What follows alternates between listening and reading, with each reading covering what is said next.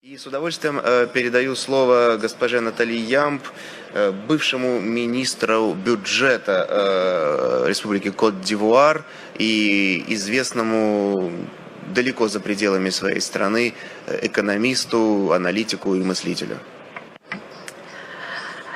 Je souhaite en premier lieu remercier les autorités russes et la Team Afrique pour m'avoir permis de venir exprimer mon point de vue, celui de mon parti et celui du professeur Mamadou Koulibaly, candidat à l'élection présidentielle de 2020 en Côte d'Ivoire, sur la souveraineté, sur les valeurs africaines, sur les urgences de développement en Afrique et le rôle que la Russie peut y jouer.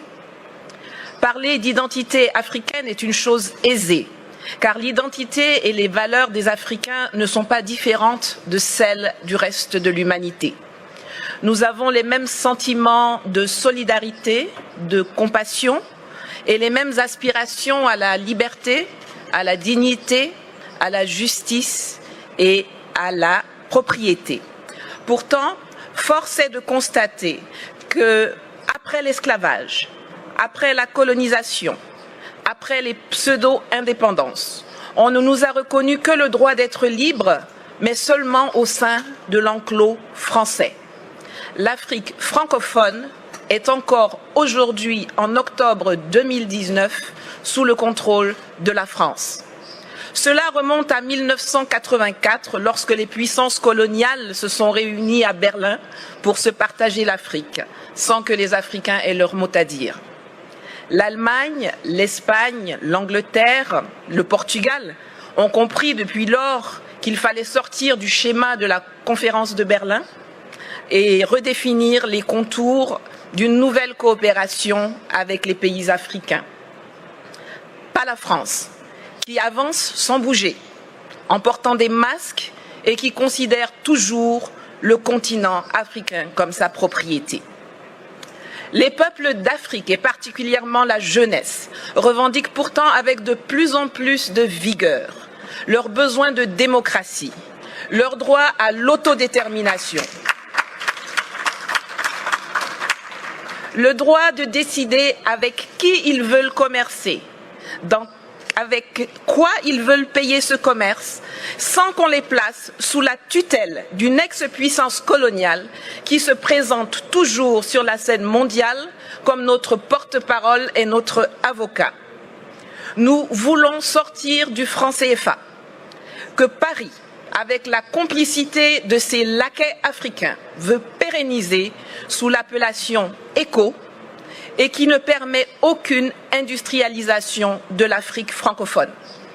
La conquête de notre souveraineté monétaire est capitale, car la seule stabilité que le franc CFA garantit aux pays qui l'utilisent sont la mauvaise gouvernance, la pauvreté et la corruption. Nous voulons le démantèlement des bases militaires françaises, qui, sous le couvert d'accords de défense bidons, ne servent qu'à permettre le pillage de nos ressources, l'entretien de rébellions, l'entraînement de terroristes et le maintien de dictateurs à la tête de nos États. Nous refusons que la France continue d'usurper la voix de l'Afrique à l'ONU, qu'elle soit à la base de quasiment toutes les résolutions concernant le continent. Les pays d'Asie ont appris à commercer avec les investissements directs étrangers, alors que nous, on nous saoule avec l'aide publique au développement. Résultat, aujourd'hui, eux, ils sont BRICS et émergents, et nous, nous sommes des mendiants qui sommes très fiers d'être qualifiés de pays pauvres très endettés. Cela doit changer. Cela va changer et la Russie a un rôle à jouer dans cette évolution. Mais nous ne venons pas en Russie pour y chercher de nouveaux maîtres qu'on substituera aux anciens.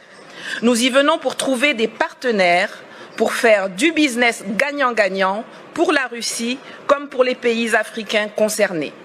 L'Afrique regorge de potentialités.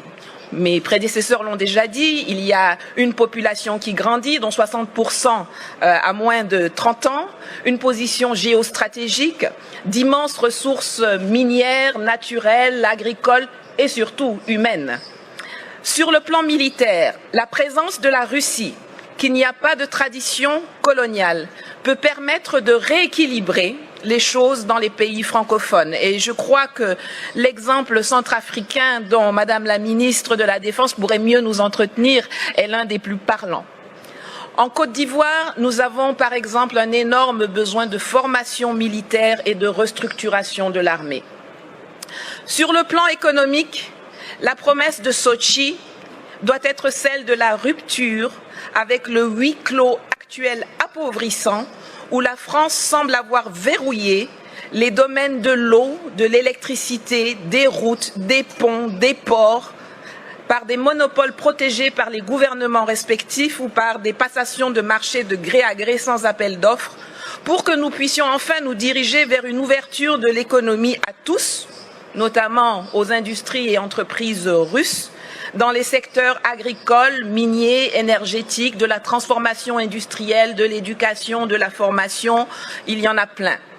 Le littoral ivoirien, par exemple, qui alterne les lagunes, les fleuves et la mer, est long de 570 km et regorge d'un potentiel encore inexploité ou sous-exploité dans le transport maritime et lagunaire, dans le désensablement des embouchures de fleuves qui peuvent devenir navigables, dans l'hôtellerie, le tourisme, l'habitat de luxe, le transport lagunaire entre les villes du littoral, compte tenu de l'état désastreux de nos routes.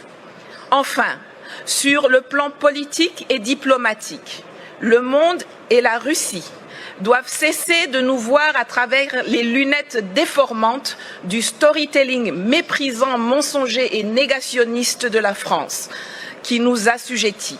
L'Afrique n'a pas besoin de tuteurs à l'ONU, l'Afrique n'a pas non plus besoin de nouveaux propriétaires, mais la Russie y a sa place comme un partenaire dans une logique de Commonwealth, d'enrichissement partagé, de collaboration vivifiante et innovante entre les secteurs privés respectifs.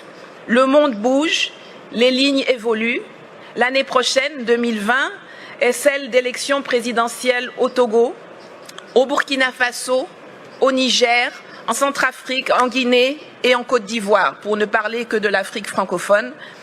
Espérons que celles-ci verront l'arrivée au pouvoir de dirigeants réellement choisis par les peuples, qui privilégieront enfin l'ouverture sur le monde et de nouvelles et innovantes opportunités d'affaires à l'asservissement bête et stupide aux colons d'hier et d'aujourd'hui. Je vous remercie. Спасибо.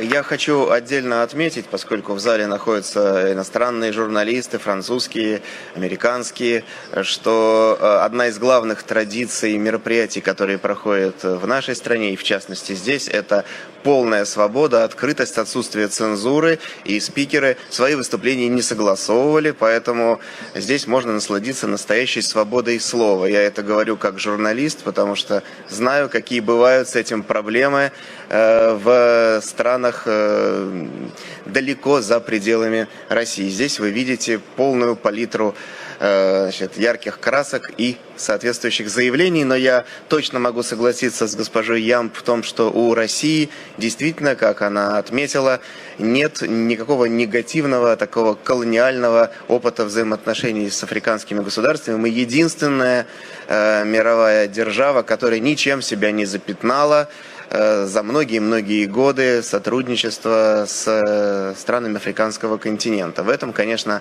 наше конкурентное преимущество.